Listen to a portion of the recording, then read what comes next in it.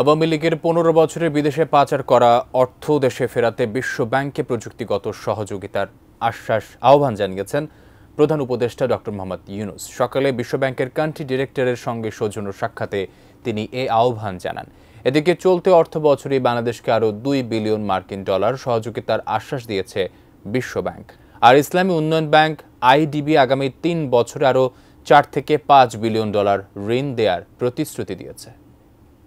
অন্তর্বর্তীকালীন সরকারের সংস্কার কার্যক্রমে সহায়তা করতে চলতি অর্থবছরেই বাংলাদেশকে আরও $2 বিলিয়ন বেশি ঋণ দেবে বিশ্বব্যাংক।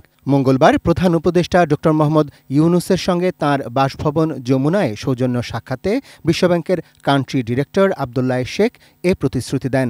প্রধান উপদেষ্টার প্রেস উইং থেকে পাঠানো এক বিজ্ঞপ্তিতে জানানো হয়, রাষ্ট্রের গুরুত্বপূর্ণ সংস্কার, বন্যায় ক্ষয়ক্ষতি নিরসন এবং স্বাস্থ্য খাতের উন্নয়নে বিশ্বব্যাংক এ ঋণ দেবে। এ সময় বিগত 15 বছরে পাচার হওয়া অর্থ দেশে ফেরাতে প্রধান উপদেষ্টা বিশ্বব্যাংকের সহায়তা চাইলে বিশ্বব্যাংকের কান্ট্রি ডিরেক্টর তাতে সম্মতি জানান। এছাড়া ব্যাংকিং তথ্যের স্বচ্ছতা, ডেটা অখণ্ডতা, ট্যাক্স সংগ্রহের ডিজিটাইজেশন এবং আর্থিক খাতের সংস্কারে বাংলাদেশকে সহায়তা করতে আগ্রহ দেখিয়েছে বাংলাদেশের সবচেয়ে বড় এই উন্নয়ন সহযোগী সংস্থা। প্রধান উপদেষ্টার কাছে বিশ্বব্যাংকের কান্ট্রি ডিরেক্টর জানান, ঢাকার দেয়ালে তরুণদের আঁকা গ্রাফিতি ও মুরাল তাকে মুগ্ধ করেছে। জুলাই আগস্টের বিপ্লবীদের ক্ষমতায়নের পরামর্শও দেন তিনি। এদিকে সকালে সচিবালয়ে বিশ্বব্যাংকের প্রতিনিধি দলের সাথে বৈঠকের পর অর্থ উপদেষ্টা ডক্টর সালেহউদ্দিন আহমেদ জানান, আর্থিক খাত সংস্কারে বাংলাদেশকে $100 কোটি ঋণ দেবে সংস্থাটি। তবে বিষয়টি নিয়ে আরও আলোচনা হবে। ঋণ সহায়তার নির্দিষ্ট কোনো শর্ত না দিলেও সেটি যাতে বাস্তবায়নযোগ্য হয় তা নিয়ে আলোচনা হবে বলেও জানান অর্থ উপদেষ্টা।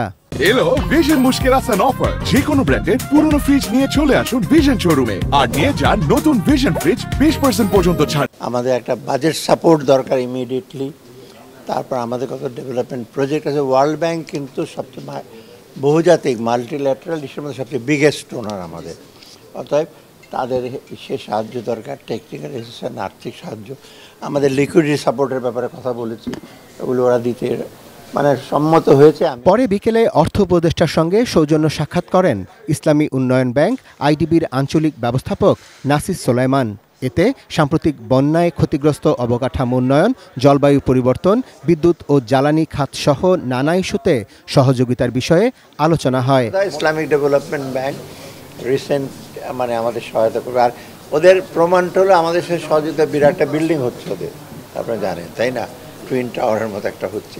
অতএব ওরা আরও অধিকতর সহায়তার জন্য এখানে, এবং ওরা এখানে আমাদের অনেকটা মোটামুটি লং টার্ম ইস্যুর সাথে আমাদের হেল্প করবে। এখন আমরা বলি নাই কী কী প্রকল্প হবে।